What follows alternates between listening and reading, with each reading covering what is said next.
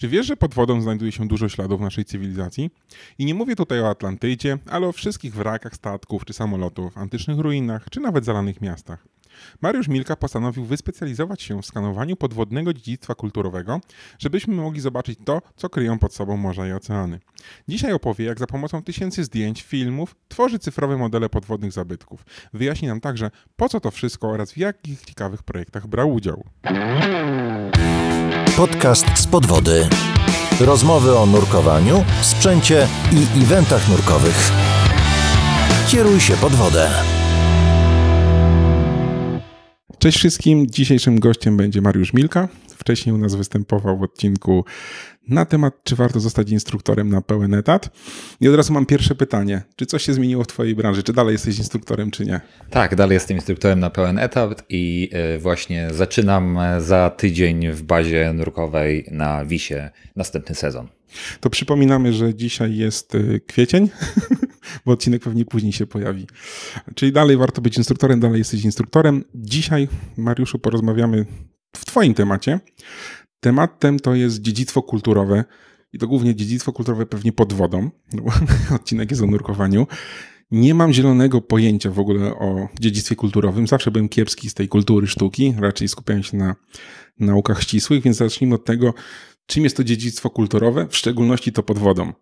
No dobra, to są wszelkiego rodzaju wraki statków, ruiny budynków, nawet całe ruiny zalanych miast, jak w Aleksandrii, jakieś elementy konstrukcji portowych, różnego rodzaju archeologiczne stanowiska, czyli to wszystko, na czym nam jako społeczeństwu zależy, żeby to zachować. No i rozmawiamy o tym dzisiaj, bo ja się zajmuję dokumentacją tego pod wodą. Czy to są te wszystkie takie, nie wiem, starożytne jakieś, nie wiem, galeony, które gdzieś tam się zatopiły, ale czy też, nie wiem, jakieś konstrukcje z II wojny światowej? No wszystko. Wszystko można nazwać dziedzictwem kulturowym. Są różne oczywiście tego definicje. Nie o to chodzi, żebym w tym podcaście je przytaczał. Chodzi po prostu o to, żeby udokumentować to, zanim to w ogóle zniknie. No właśnie, to po co to dokumentować? Ktoś to, nie wiem, ogląda? No chodzi o to, żeby to miało szansę przetrwać wieki w formie cyfrowej. Wszystko teraz jest cyfrowe, więc zakładamy, że to jest cyfrowe w tym całym internecie, że to będzie niezniszczalne, bo zawsze będą kopie tego. Jak to faktycznie będzie wyglądało, to się okaże za 1000 lat, czy kolejni archeolodzy nie będą odkopywać resztek internetu, żeby odzyskać jakieś dane, które my teraz uważamy za na tyle bezpieczne, że na zawsze pozostaną. W każdym razie to dziedzictwo, jak wspomniałem wcześniej, zanika, bo zwłaszcza w słonej wodzie to się wszystko degraduje, koroduje, niszczy, rozpada, różnego rodzaju procesy tam zachodzą. Też różne trzęsienia ziemi powodują, że tak jak na ziemi się coś potrafi zepsuć, co stało kilkaset lat, tak i pod wodą pęknie, zawali się jakaś ruina, o której nawet nie wiedzieliśmy. Coś zarośnie koralowcami, gąbkami, zasypie się piachem. To są tego typu rzeczy. Jak nurkujesz na wrakach też regularnie, to wiesz, że wracasz po roku czy dwóch i ten wrak nie wygląda już tak, jak wyglądał. A to nie złomiarze zabierają? No właśnie też, ale chroni się to przed wszystkimi, nie? Więc to jest też to. Czyli chcesz powiedzieć tak dla osób, które nie są obeznane z tematem, że nie wiem, za 10-20 lat taki Titanic zniknie nam totalnie? No przecież wiemy, że znika już w tej chwili. Ostatnio jak pokazywali nagrania z lat 80., a rok wcześniej Cameron pokazał chyba jakieś nowe nagrania, no to się ogromnie zmieniło już od czasów, jak kręcił swój film Titanic, od 90 tam któregoś roku, to już tam pewne elementy się porozpadały, więc wiadomo, że to zniknie, rozpadnie się. I jest pełno takich rzeczy pod wodą, które chcemy zachować dla kolejnych pokoleń, dla nas, ale też, żeby użyć to edukacyjnie, żeby to pokazać ludziom, którzy niekoniecznie nurkują tak głęboko, albo niekoniecznie nurkują. Albo może nie ma możliwości wydobycia z tego z dna, żeby pokazać. No, wydobycie jedno, ale jeżeli mamy coś chronić, to po co to wydobywać, tak? Może właśnie niech to tam zostanie. Może ten wrak ma większą wartość dla nas, historyczną, jeżeli on zostanie tam, gdzie zatonął, a my wykorzystamy różnego rodzaju techniki cyfrowe, żeby ludziom, którzy nie nurkują, umożliwić pozwiedzanie go tak, jakby nurkowali. No czy już wiemy, że to jest moje kolejne pytanie, kto potrzebuje takiej dokumentacji? No to osoby nienurkujące mogą zobaczyć sobie na żywo w jakimś, nie wiem, wirtualnej rzeczywistości, w okularach VR taki wrak, czy nie wiem, jakieś kolumny, starą cywilizację pod wodą. Jak najbardziej. I kto jeszcze? Generalnie tak, masz uniwersytety, masz muzea, które prowadzą jakieś tam działania historyczne, archeologiczne, badania, no to im to jest potrzebne. Oni też to, dla kogo oni to robią? No można powiedzieć dla siebie. Robią te badania po to, żeby jakoś to upublicznić, żeby jakoś kogoś czegoś nauczyć na ten temat, żeby wyniki jakoś przedstawić. I znowu można wyniki przedstawić w formie klasycznej, tak? To znaczy na papierze i przeczyta to 10 innych osób, które pracują na tym samym uniwersytecie, albo można pokazać to tak, żeby ludzie w ogóle byli tym zainteresowani, nie? Zwłaszcza przy tym, jak ta cyfryzacja się rozwija dookoła. No jeżeli nie jesteś na YouTubie czy na Facebooku, no to nawet nie wiadomo, że jesteś. Nie? I tak samo z tym wszystkim, żeby to pokazać, to dziedzictwo kulturowe. I bardzo wiele właśnie instytucji państwowych, edukacyjnych, muzeów właśnie na tym się skupia. Żeby to scyfryzować, żeby to pokazać, żeby dotrzeć z tym do ludzi. Już nawet nie tylko, żeby pokazać to w siedzibie muzeum, ale żeby każdy mógł to zobaczyć sobie zdalnie, tak? Żeby nie musiał się pojawiać. I tu też wchodzą kolejne aspekty. Masz osoby z niepełnosprawnościami, które nie mogą nawet pojechać do muzeum, a mogą to zobaczyć. Osoby, które jakby są skazane na to, że zawsze są w domu, a teraz będą mogły zanurkować na wrak i odkryć coś, do czego nie miałyby dostępu. Więc to też jest kolejna jakby grupa ludzi, która na tym korzysta.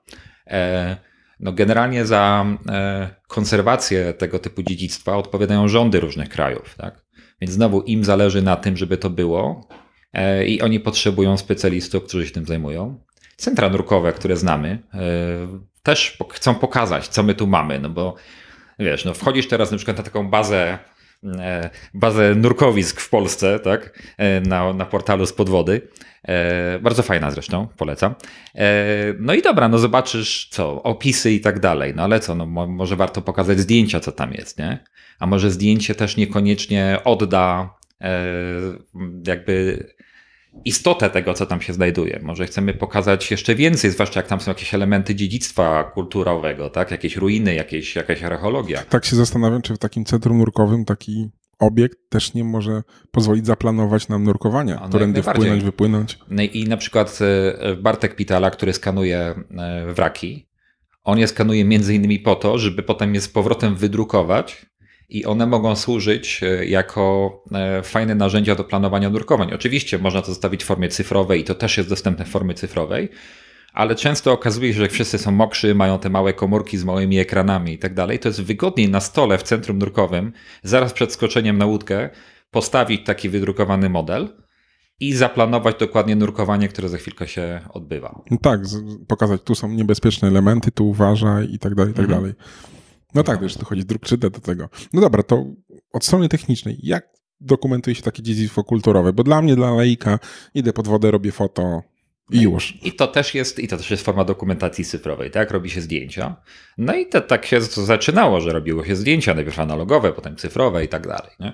Na pewnym etapie pojawiła się też fotografia 360 stopni. Ona też daje pewne możliwości, ale też powoduje pewne utrudnienia, bo trzeba wcisnąć, uciec, żeby nie być na każdym zdjęciu. Nie? 360 widzi wszystko, nie? Ale też, ponieważ też się zajmuję fotografią 360 od jakiegoś czasu, to zauważyłem, że ona się dość też różni od fotografii takiej klasycznej, bo w fotografii klasycznej pokazujesz wycinek rzeczywistości, tak? Na którym chcesz, żeby ktoś się skupił. I ten ktoś nie wie, co jest dookoła, bo pokazałeś mu tylko wycinek rzeczywistości. Patrz, gdy w 360 ty pokazujesz pewien punkt widzenia. Wszystko z tego punktu widzenia. Więc jak tam będą śmieci, to też śmieci będą. Nie możesz wykadrować czegoś, tak, w fotografii 360, bo ona przestaje być fotografią 360. Ale właśnie ona też jest fajna, żeby pokazać te punkty widzenia, jak ten wrak wygląda w środku na przykład. Nie? Wstawiasz taką kamerkę, uciekasz na kilka minut, on sobie tam robi ileś zdjęć, wracasz i potem możesz pokazać komuś, jakby to było, jakby sobie wpłynął i może się porozglądać. Do tego dochodzi teraz też wideo 360. To jest kolejny etap tego, czemu by tego nie sfilmować 360, całą wycieczkę można, jak tam się płynie, tak?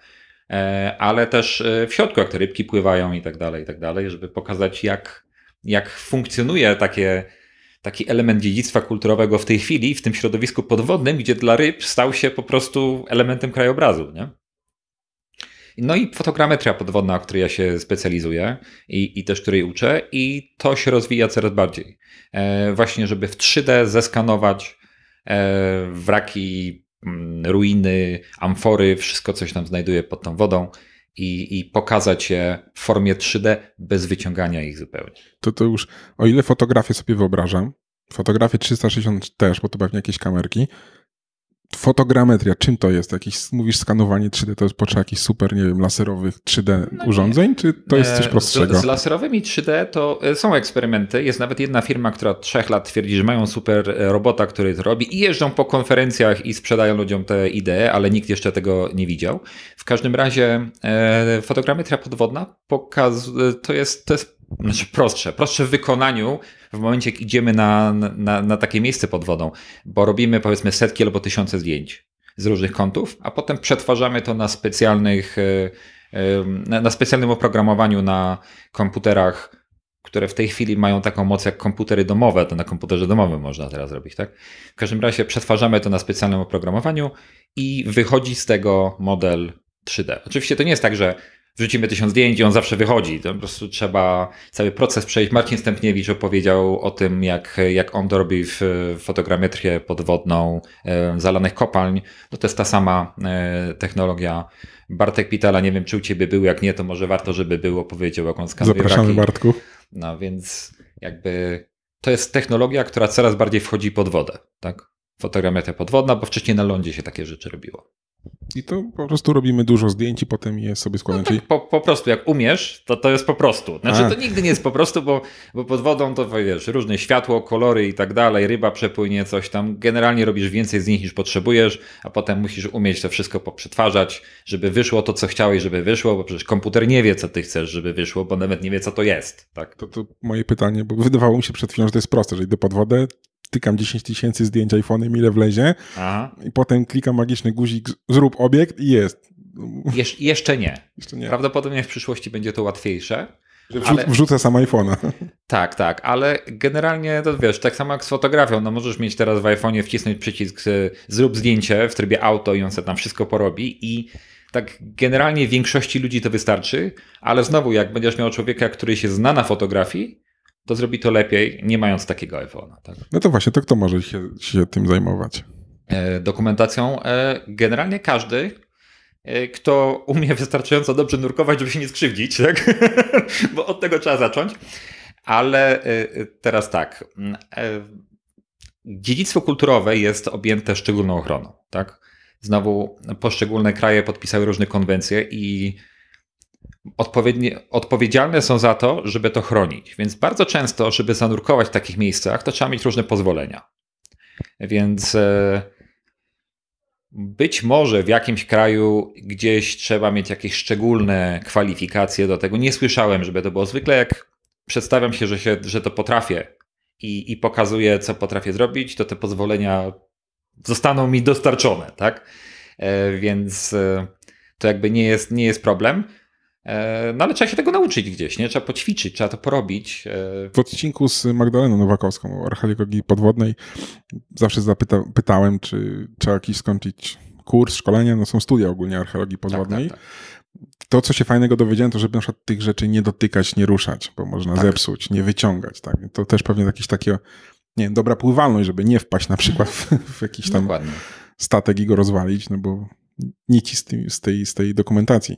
No większość tej dokumentacji w tej chwili opiera się raczej o jakieś techniki fotograficzne, bo nawet jak robimy fotogrametrię, to ostatecznie robimy zdjęcia. Nie? Więc warto sobie to wyobrazić jako coś takiego. No właśnie, umiem trzymać pływalność, nie zrobię szkód, nie skrzywdzę siebie ani innych, to mogę zacząć to robić. Lepiej robić takie zdjęcia samemu czy z kimś? No bo mówi się, że nurkowanie to nurkowanie partnerskie, tak? Ja tak robię. Zawsze mam kogoś innego, zwłaszcza jak ja robię zdjęcia, to ktoś mnie tam pilnuje, bo jak ja się na przykład zaczepię gdzieś na tym wraku, robiąc zdjęcia, trzymając aparat w rękach, to może niekoniecznie sam będę się potrafił odczepić, tak? Więc jakby ja zawsze nurkuję z kimś. Czy to nie jest tak jak w fotografii klasycznej, że osoba towarzysząca jest zdenerwowana, że tak długo stoimy w jednym miejscu? Znaczy generalnie się staram robić dokumentację podwodną, mając do dyspozycji na wyłączność jakieś miejsce, z osobą, która wie, że będę się zatrzymywał i robił zdjęcia. No ale zdarza się też tak, że płynie jakaś grupa nurkowa i też trzeba celować z tymi zdjęciami pomiędzy nurków, żeby ich potem nie trzeba było wycinać z tych zdjęć, nie?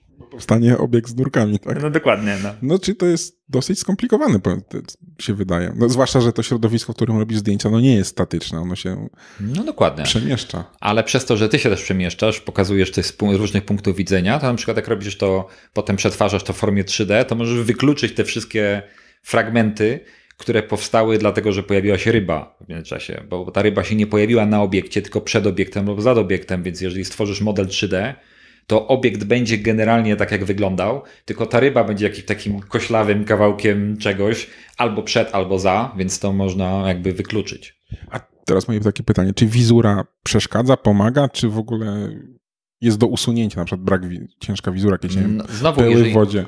Jeżeli opieramy się o techniki fotograficzne, no to im lepsza wizura, tym lepiej to wygląda, bo to jest generalnie robienie zdjęć. Im lepsze masz zdjęcia, tym lepiej wyjdzie ostateczny efekt.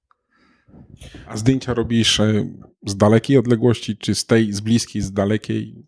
No to jest też ciekawe, bo o ile na lądzie można robić z daleka i z bliska, i jakby one się czasem uzupełniają, oprogramowanie jest optymalizowane pod wszystko, co się dzieje na lądzie i masz przejrzyste powietrze i kolory są generalnie takie same, chyba że jesteś daleko, to wszystko się robi niebieskie. No to pod wodą, to nawet jak jesteś blisko, to się wszystko robi zielone, niebieskie albo inne. Więc generalnie im bliżej, tym lepiej. Tylko znowu, jeżeli podchodzisz bliżej, to fotografujesz mniejszy wycinek obiektu. Skoro fotografujesz mniejszy wycinek, to żeby całość sfotografować, to ty musisz mieć ileś razy więcej zdjęć. I kończysz mając 10 tysięcy zdjęć, 15 tysięcy zdjęć albo więcej. Ostatnio skanowałem antyczne nabrzeże na Wisie dla Uniwersytetu w Splicie. I tak po 2 tygodniach nurkowania i codziennego fotografowania skończyłem mając jakieś 150 tysięcy zdjęć. Ile? 150 tysięcy zdjęć? 150 tysięcy zdjęć. I to nie było w jeden dzień, tylko... Nie, no na przestrzeni 2 tygodni, ale było paskudnie zimno i to już był listopad, więc rano się jeszcze nie chciało wchodzić do wody, potem się wchodziło na jednego nura i tyle. To po prostu takie nury 2-godzinne były. Raz czy 2 razy wszedłem 2 razy do wody jednego dnia, ale tak naprawdę ten drugi to już był wieczorny nur. Na szczęście miałem takie duże światła, że mogłem to fotografować jeszcze z tymi światłami, ale generalnie tak. Wydaje się to coraz bardziej skomplikowane dla mnie. Do tej pory wydawało mi się, że to wchodzisz do wody, klikasz jak głupi zdjęcia i gotowe, a tu mówisz projekt 150 tysięcy zdjęć, światła, lepsza pływalność. No, jak to ogarnąć, nie? To jest inny poziom tego, tak? To nie jest coś, od czego się zaczyna. Jak ja zaczynałem, to zaczynałem na małych jakichś projektach. Też jak uczyłem różnych ludzi fotogrammetrii podwodnej, tak jak na przykład Bartek Pitala, on zaczął nawet przed koparką słynną, którą zeskanował, która nie jest dużym obiektem, znaczy jest, ale nie jest jakiś ogromnym, to on jakieś tam mniejsze elementy na jeziorach, czy stawach, czy zalewach polskich poskanował. Dopiero jak się nauczył, no to zaczął robić większe projekty i widzimy tego efekty. Więc tak samo w moim przypadku, no zacząłem od czegoś małego, a potem się rozwijam i ponieważ robię to profesjonalnie, no to ktoś to robi, no to ja robię, tak? Ja robię takie duże projekty. No to właśnie teraz pytanie, czy trzeba skończyć jakąś szkołę, czy jakieś kursy, coś gdzieś jest dostępnego, żeby zająć się fotogrametrią? Generalnie nie jest to wymagane, bo tych kursów też nie ma jakoś specjalnie dużo, tak? Ale to się zmienia powoli. Poza tym ja na przykład w międzyczasie w Szwecji zrobiłem kilka kursów na Uniwersytecie w Göteborgu. Na przykład zaawansowane cyfrowe narzędzia do ochrony dziedzictwa kulturowego, bardzo to się ładnie nazywa kurs, albo wizualizację danych 3D w archeologii. To wszystko się o to samo opiera, więc tak naprawdę zrobiłem sobie tak jakby studia podyplomowe z tego. Ale znowu te wszystkie kursy na razie opierają się o dokumentację tego na lądzie, tak? Więc ci z nas, którzy wchodzą pod wodę, to tak naprawdę w dużej mierze jeszcze eksperymentują, naginają możliwości oprogramowania komputerów, sprzętu. Wykorzystujemy to wszystko w celach, do których to nie zostało stworzone. Ale to jest jakby normalne, nie? Że tak się dokonuje przełomu. Nie? I potem ktoś mówi, o kurczę, to w takim razie wymyślimy coś takiego, to może trzeba napisać nowe oprogramowanie do tego, może lepszy sprzęt. Nie? Tak samo się nurkowanie rozwijało. No przecież jak zaczynali nurkować, to albo montowali własny sprzęt, albo dostosowywali coś, co istniało do nowego środowiska. Już mówię, poza samym tym, nie wiem, oprogramowaniem, które wyrenderuje nam obiekt, to sama wiedza chyba, nie wiem, informatyczna jest przydatna, no bo 150 000 zdjęć, żeby gdzieś to zarchiwizować, skopiować jakieś karty, to też... Nie, no to wrzucasz na dysk, robisz sobie, wiesz, na jakąś chmurę backupa, żeby w razie czego to było, to jakby nie jest problem. Znaczy, jak znowu... jak już dojdziesz do poziomu, że potrafisz zrobić 150 000 zdjęć, to jakby to nie jest problem, tak? Przy małych projektach to naprawdę takie do 10 000 zdjęć na każdym domowym komputerze praktycznie pójdzie. Chociaż niektóre są słabsze, to będzie to się robiło kilka dni, nie? Ale takie powiedzmy, jak ktoś chce zeskanować wrak, nie? Taki jakiś wraczek, nie wiem, który ma 20 metrów, 30 metrów długości, no to zgaduję, że to będzie między 2 a 4 tysiące zdjęć, żeby to jakoś tam ładnie wyglądało. To jest do przetworzenia na jakimś takim lepszym komputerze. W tej chwili za 5000 zł kupisz komputer, który ma kartę 3D do grania i to wystarczy w zupełności. Tak? Ja myślę, że mały obiekt to nie jest wrak 20 metrów, tylko, nie wiem, krzesło. No krzesło to nie, albo jak masz, nie wiem, amforę czy parę cegieł i tak dalej, no to będzie kwestia, nie wiem, 50 zdjęć. To naprawdę jesteś w stanie to przetworzyć na każdym komputerze. Tak? Okej. I od takich przedmiotów warto zacząć. Tak, jak najbardziej. Zaczynać od czegoś małego, a dopiero potem iść dalej, bo naprawdę wiedza informatyczna wątpię, że się przydaje, bo te narzędzia są tak skonstruowane, że po prostu trzeba się nauczyć obsługi programu i bardziej rozumieć, co on robi. Bo on też nie zawsze ci wytłumaczy, jak to działa. Pewne algorytmy są zaprogramowane i nie są opisane i trzeba eksperymentami dojść do tego, co będzie jak zmienię to, co będzie jak zrobię to. Zdarzyło ci się kiedyś stracić te zdjęcia w trakcie nurkowań? W sensie jak stracić? W trakcie nurkowań? No nie wiem, że nurkujesz, skopiowałeś na dysk, a dysk, nie wiem, utonął. Nie, no takich rzeczy nie było, ale to wiesz, im większy jest projekt, to u mnie jest tak, że muszę sobie zaplanować wcześniej, jak znam to miejsce, jak będę płynął, bo to się na jednym nurkowaniu nie skończy, tak? To muszę sobie jakiś tam wyobrazić, jaki fragment chcę zeskanować, co wcale w rzeczywistości może się nie okazać, że uda mi się aż tyle zrobić albo za dużo, tak? I teraz wejdę tam do tej wody i coś się zaczyna dziać, to muszę znowu zmienić plan na żywo, bo nie wiem, bo się wizura zepsuła w jednym miejscu, muszę z innej strony przypłynęła grupa. I w głowie mam, co zeskanowałem, co nie. Mija 30 minut nurkowania, ja za sobą mam już kilka tysięcy zdjęć i dalej muszę między płynięciem z jednego miejsca do drugiego pamiętać mniej więcej, co sfotografowałem, a czego jeszcze nie. Tak? I potem mi się wydaje, że coś zrobiłem, wracam zadowolony, że mam połowę wraku, no i przetwarzam, no i generalnie mam tę połowę wraku, tylko tam są 2 dziury na środku, bo czegoś nie zeskanowałem. No i w tym momencie za drugim razem nie tylko muszę drugą połowę zeskanować, ale muszę wrócić i pokryć te dziury. Tylko za drugim razem jak tak płynę, to się okazuje, że tam znowu jest jakaś grupa i ćwiczy coś do kursu wrakowego i tam się nie da dojść. No i w tym momencie, wiesz, to mi się wydłuża i w ten sposób się komplikują te projekty. Albo się zmienia widoczność, oświetlenie. I potem program nie bardzo chce to poskładać w jeden model i ci wychodzą 2 na jednym, taki duch, nie? Że masz generalnie jeden model, ale coś tam półprzeźroczystego z niego wystaje, co jest elementem tego samego wraku, ale tylko nie dopasował zdjęć. Nie dopasował i znowu musisz kombinować, jak się tego pozbyć i jak to naprawić. Ale zdjęć nie straciłem jeszcze. Okej. No tak, ale poprawianie kolorów na iluś tysiącach zdjęć to też trzeba. No dokładnie. Albo robić to ręcznie, albo jakiś automat sobie wymyślić. No, i tak robiłem. No tak. Ręcznie się da, ale tak do 3,5 tysiąca zdjęć. Na długie wieczory albo długie dekompresje, nie? Dokładnie. Już sobie wyobrażam, siedzisz z tabletem pod wodą na deko i poprawiasz zdjęcia. To właśnie, to gdzie się można tego nauczyć poza szkołami? Mówisz, że studiowałeś w Szwecji, no ale nie każdy pojedzie do Szwecji. No nie, ale można się na przykład u mnie nauczyć tego przez internet. Od kilku lat prowadzę kursy z fotogrametrii podwodnej właśnie przez internet i po polsku i po angielsku. W tym roku dołożyłem jakby nowy kurs, który się skupia właśnie jeszcze na dokumentacji dziedzictwa kulturowego i nad wodą i pod wodą. To jest generalnie rozszerzona wersja tego standardowego kursu podwodnego o kilka dodatkowych umiejętności, które się przydają, dlatego że coraz więcej osób, które zajmuje się fotogrametrią podwodną tak amatorsko, odkrywa, że ich umiejętności są przydatne właśnie archeologom czy innym osobom, które zawodowo zajmują się ochroną tego dziedzictwa i zaczynają się między sobą dogadywać, żeby współpracować. No to zaproponowałem, że zrobię jeszcze taki dodatkowy kurs, żeby lepiej się dopasowywali, prawda? Można też, wiem, że na YouTubie niektórzy się uczą, no wszystkiego się można uczyć na YouTubie, tylko problem z YouTubem jest taki, że niekoniecznie osoby, które prowadzą na jakiś temat program, podcast czy bloga, świetnie się na tym znają, bo im niekoniecznie zależy na przekazywaniu wiedzy, tylko niektórym zależy na tym, żeby budować popularność i reklamy umieszczać. Tak? A jeżeli się na czym nie znasz, to dopóki nie obejrzysz 15 odcinków, nie potestujesz, to nie wiesz, czy to było dobre, czy nie. I można dobrze trafić, a można się przejechać. No i też trafiają do mnie tacy studenci, co próbowali przez 2 lata się czegoś nauczyć na YouTubie i stwierdzili, że bardzo dużo czasu stracili, bo nie nauczyli się właściwych rzeczy. Nie? A żeby przyjść na taki kurs, to rozumiem, trzeba już umieć nurkować chociaż, bo nie uczysz online nurkowania. No nie, ale ja prowadzę zarówno te lądowe, jak i podwodne kursy, więc jak ktoś nie umie nurkować, to mogę go nauczyć tego na lądzie. Jak przeniesie potem te umiejętności z lądu pod wodę, no to będzie dobrze, nie? A ile trwa taki kurs?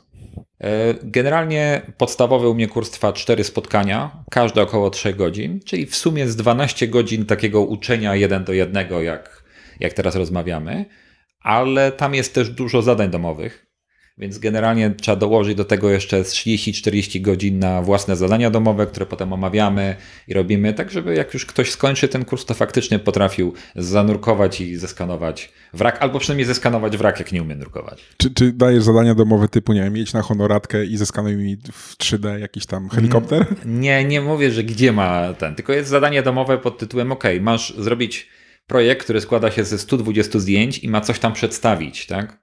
I potem masz na przykład nakręcić film tego samego obiektu, odzyskać z niego klatki i potem przetworzyć osobno zdjęcia, osobno klatki i zobaczyć, jaka jest różnica między jednym a drugim. A potem jak ci wyjdą 2 osobne obiekty, jeden z klatek, drugi ze zdjęć, to połącz zdjęcia z klatkami i zobacz, co ci wyjdzie. Więc tego typu rzeczy. To ciekawe, właśnie w sumie tak, no bo film to tak naprawdę dużo zdjęć. To nie no tak się wydaje, ale są zady i walety tego, nie? Robienia tym filmem i tego też uczę, robienie filmem, robienie zdjęciami. No właśnie o to chodzi, że jak już coś robi, to żeby ktoś się od początku do końca nauczył, wiedział, o co chodzi. Potem widzisz efekty. No. Mamy tych naszych fotogrametrystów różnych, którzy zaczynają coś robić i mi się to bardzo podoba, że coś się w tej dziedzinie dzieje, że no, w Polsce mamy bardzo dużo dobrych nurków, tak? Więc gdyby ich wszystkich nauczyć fotogrametrii podwodnej albo część z nich, to byśmy świetnie mieli wszystko udokumentowane i w Polsce i na świecie. Niesamowite aplikacje 3D, które by pokazywały różnego rodzaju zanurzone obiekty, mapy i tak dalej. Ja już się śmieję, że już pisałem właśnie do Marcina, że jak będzie wszystko w 3D, to już nie będzie trzeba nurkować. Aha, no. Ale to wiesz, to jest kolejna rzecz. To też jak studiowałem właśnie te aspekty związane z dziedzictwem kulturowym, z cyfrowością tego i tak dalej, tam też się wielokrotnie już badania są na ten temat. Wielokrotnie pojawia się problem, wyimaginowany się okazuje, że różnego rodzaju muzea czy instytucje, które odpowiadają za jakieś dziedzictwo kulturowe, boją się robić ich cyfrowych kopii.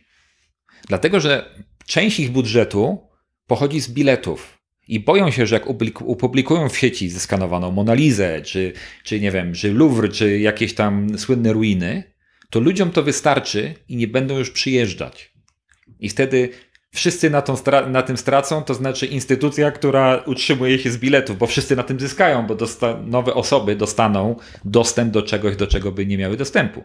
Ale faktyczne, rzetelne badania pokazują, że im więcej publikujesz cyfrowych kopii w sieci różnych rzeczy, tym więcej osób jakby nabiera tej świadomości, że to istnieje i więcej osób chce zobaczyć oryginał. No? Więc to też jest ciekawy punkt widzenia. Trochę jak z filmami pirackimi. Gdyby nie filmy pirackie, to ludzie by się nie dowiedzieli o wielu utworach. No nie wiem. No. A powiedz mi, co poza takimi dla mnie typowymi technikami cyfrowymi, czyli obsługą aparatu, komputera, żeby zajmować się tą fotografią podwodną, fotogrametrią i tak dalej. To znaczy nie rozumiem pytania jeszcze raz. Jakie jeszcze trzeba mieć umiejętności tak naprawdę? No właśnie nie wiem, czy trzeba mieć jeszcze jakieś umiejętności. No każdy może zacząć. Jeżeli umiesz nurkować i umiesz trzymać kamerę, to w przypadku zwłaszcza fotogrametrii podwodnej, ty masz zrobić tysiące zdjęć, które mają pokazać ten obiekt z różnych stron. One nie muszą być ładne. Tak? Aparat może automatycznie robić te zdjęcia. W moim przypadku, jak na przykład odpalam kamerkę GoPro, bo bardzo często ją skanuję, to ona sama robi co sekundę zdjęcia. Ja mam przy to przycelować. Okej, a jakaś umiejętność dobrego zawiśnięcia, nie wiem, w tonie takim. Ale ja zakładam, że to każdy nurek potrafi, przecież czegoś się uczą na tych kursach, nie? Jestem instruktorem nurkowania, znam standardy, no i wiem, że jak ktoś kończy kurs OWD, no to potrafi nurkować. Czyli tak naprawdę po OWD spokojnie można zająć się fotogrametrią w ramach limitów swoich. Tak, jak najbardziej. Jeżeli to OWD faktycznie spełniało standardy, bo też wiemy jak bywa, no to potrafisz na tyle zawisnąć albo płynąć powoli, żeby te zdjęcia robić. Z tym pływaniem powoli to jest ciężko. Kiedy robiłeś ten kurs? Ja to lubię wszystko na szybko. Właśnie jak to się w ogóle zaczęło, że zająłeś się tą fotogrametrią podwodną? Skąd pomysł? Pomysł pojawił się zupełnie przypadkiem, bo generalnie jakby każdy spojrzał na swoje życie, to większość najfajniejszych rzeczy co zrobił przez przypadek, nie? Więc mieszkałem w Wielkiej Brytanii i znaczy generalnie tak, ponieważ ja z wykształcenia zajmuję się edukacją, to jakby rozumiem jak ważna jest koncepcja całożyciowego uczenia się, tak?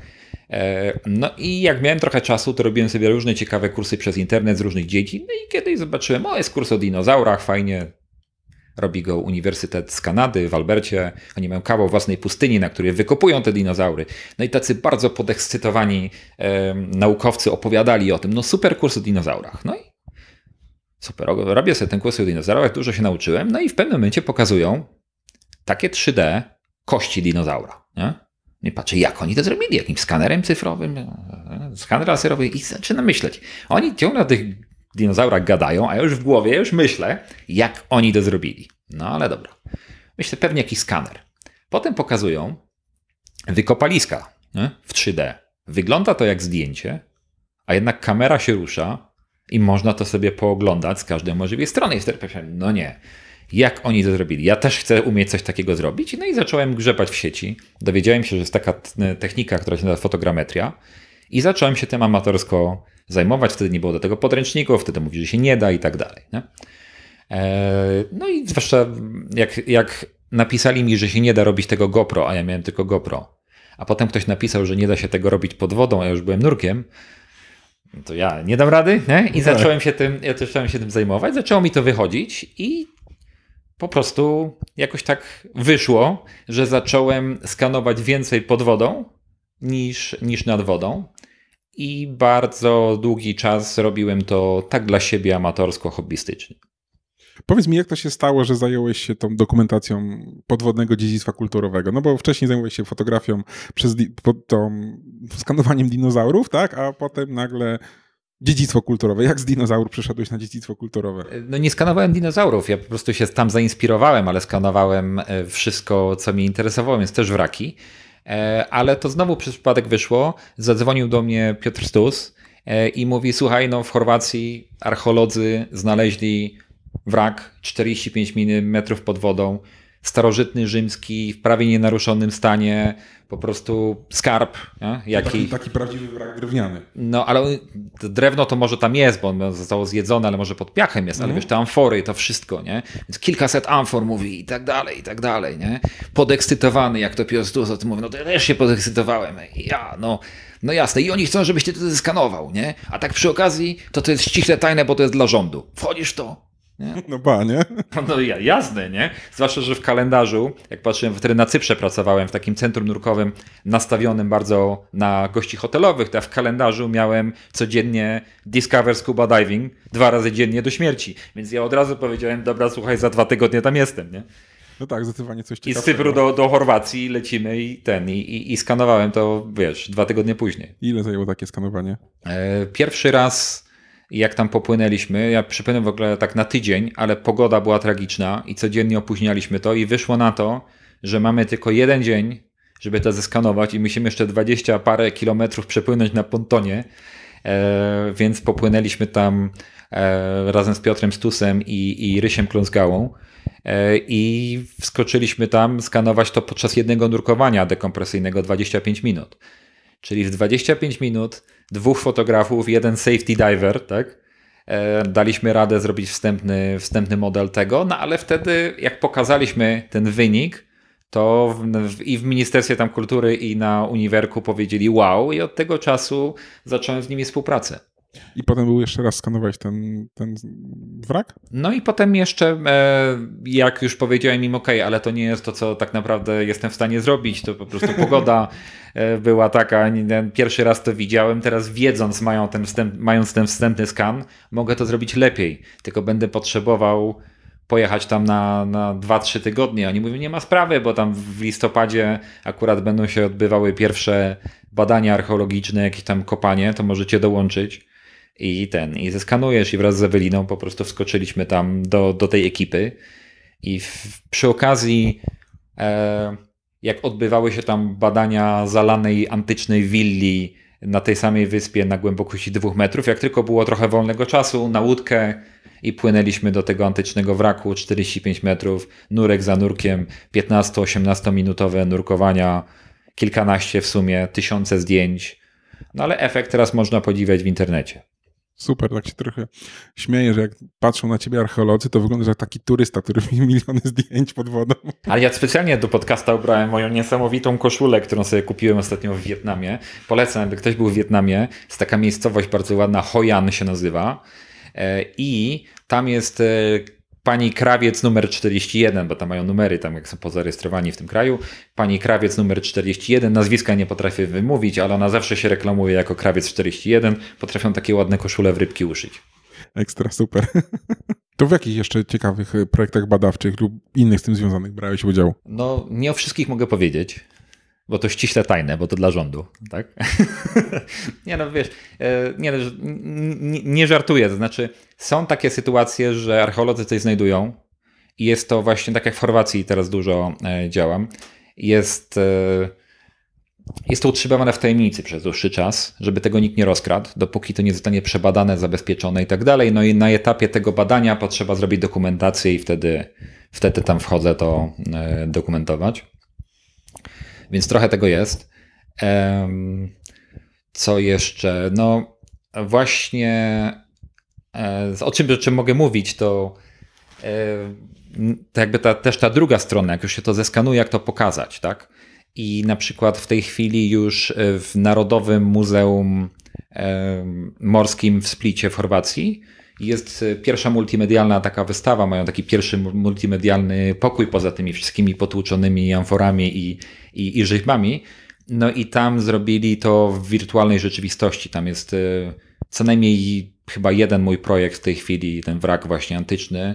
Chyba drugi już też tam wrzucili. Też jeszcze nie wiem, bo nie byłem. Ale można to właśnie w tych hełmach pooglądać, tak? Do tego na dotykalskich ekranach coś tam jest, więc w tego typu rzeczy teraz jestem tam zaangażowany. Co jeszcze? No też współpracuję z Marcinem Stępniewiczem, który, jak ty też z nim współpracowałeś, skanował i dalej skanuje kopalnie zalane. Z tym, że ja z nim nie drukuję tam. Po co ja bym właził do jakiejś, wiesz, ciemnej dziury gdzieś tam, nie? Po prostu jak on ma te 1000 zdjęć i potrzebuje wsparcia przy przetwarzaniu jakichś elementów, no to wtedy się komunikujemy i tam go wspieram. Zresztą Marcin teraz będzie więcej tych rzeczy robił, zresztą powstaje fundacja, która się będzie tego typu rzeczami zajmowała, ale to pewnie już niedługo będzie o tym więcej opowiadał. Co jeszcze? Na lądzie jeszcze trochę robiłem, też w Chorwacji, dla różnych tam agencji rządowych chorwackich i nie tylko. Na przykład na wyspie Hvar, antyczne ruiny willi rzymskiej i też greckiej wieży. Więc w trochę projektów jestem zaangażowany w tej chwili. A znasz jakieś, nie wiem, ciekawe takie projekty cyfryzacji tego dziedzictwa kulturowego na świecie, które, nie wiem, warto obejrzeć, zobaczyć? Na pewno, jeżeli patrząc nurkowo, to na Malcie jest to muzeum podwodne. Oni to nazwali Underwater Museum, chyba, z tego pamiętam, tak? Trzeba sprawdzić, ale tak mi się wydaje. I poskanowali wszystko, co mogli. Wszystkie te wraki najfajniejsze, które mają dookoła. I udostępnili to w sieci jako model 3D, jako zdjęcie chyba, czy film 360 chyba jako mapę, tak? Więc każdy nurek może zobaczyć, co tam jest, zanim tam popłynie. To jest też bardzo fajny projekt. Wiem, że trochę pasjonatów jeździ na truk skanować tamte wraki, póki nie są do końca zniszczone przez nurków i przez warunki środowiskowe. Na dnie wielkich jezior w Stanach też teraz skanuje się trochę tych wraków, bo one nie są zjedzone przez nic. Te drewniane statki jak zatonęły, tak tam leżą. Więc jest trochę tego. W Morzu Czarnym kilka lat temu też znaleźli na dużych głębokościach jakieś antyczne wraki, które jeszcze mają żagle i maszty i to też tam poskanowali, więc trochę tego jest. A jak to wygląda u nas w Polsce? No jeszcze niewiele jest. Wiem, że kilka uniwersytetów zaczęło to robić. Wiem, że jakieś muzea już zaczęły to robić. Ja w Polsce normalnie nie mieszkam, więc tylko tyle, co do mnie dociera, tak? No staram się to zmienić, no mówię, uczę tych nowe pokolenie fotogrametrystów, tak? Efekty też widzimy, chłopaki robią niesamowite projekty. To teraz ja się od nich też dużo uczę, bo oni poszli każdy w swoją stronę, nie? Czy Marcin właśnie w stronę tych kopań zalanych i tuneli, czy Bartek w stronę wraków i drukowania. Więc jakby też wymieniamy się wiedzą. Więc tu się dzieje w tym, ale mam nadzieję, że się będzie działo jeszcze więcej. To też mam taką nadzieję, to chętnie bym to pooglądał w takim razie. To pooglądał, ale kiedy ty już jesteś nurkiem, iPhone'a masz, jeszcze o budowę.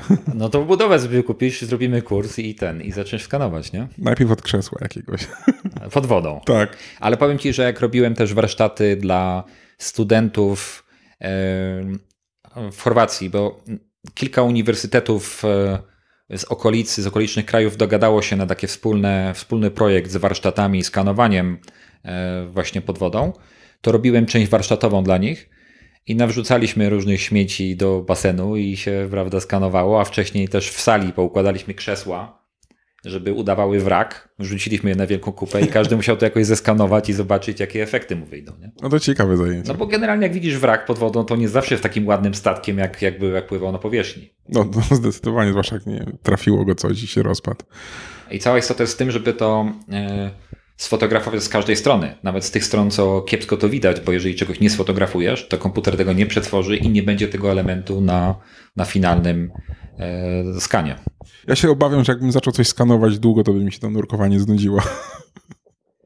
No to też, wiesz, to też zależy, bo z drugiej strony, wiesz, ja jestem na co dzień instruktorem nurkowania, więc dla mnie wyjście bez ludzi, tak, o których się muszę martwić, na zeskanowanie czegoś fajnego, no to jest atrakcja i też wiesz, jak w końcu sam. Tak, jak dzwonią z Ministerstwa Kultury w Chorwacji, że jest coś do zeskanowania, jakiś ściśle tajny projekt, a no to trzeba... Jasne, nie? Nie, to w ogóle fajne, bo odkrywasz rzeczy, których jeszcze nikt wcześniej nie widział, nie? To jest to, że ktoś dzwoni, bo coś odkryli. Jeszcze nie wiedzą, co to jest. Ktoś to musi, wiesz, wstępną mapę tego zrobić 3D, czy zeskanować coś, bo bo to trzeba zacząć badać, nie? Zanim jeszcze archeolodzy jacyś popłyną robić poważne badania, bo to jest głęboko, ciemno i tak dalej, to trzeba coś sfotografować, coś zeskanować i wtedy kogoś trzeba wysłać, kto to zrobi i jest fajnie, bo nurkuję w miejscach, w których nikt wcześniej nie nurkował. No ale nie możesz się tym chwalić niestety, nie? No ale wiesz, jak już wyjdzie coś i wreszcie jest opublikowane, no to mogę powiedzieć, ja to robiłem, nie? Tak, ja to widziałem przed wami, nie za czym to było modne. No wracając do tego antycznego wraku w Chorwacji, leżało to ponad 2000 lat i w końcu ktoś to znalazł, archeolodzy tam popłynęli raz czy dwa razy, potem mnie zawołali, żebym to zeskanował raz z Piotrem Stusem na spółkę podczas jednego nurkowania, zrobiliśmy taki wstępny model.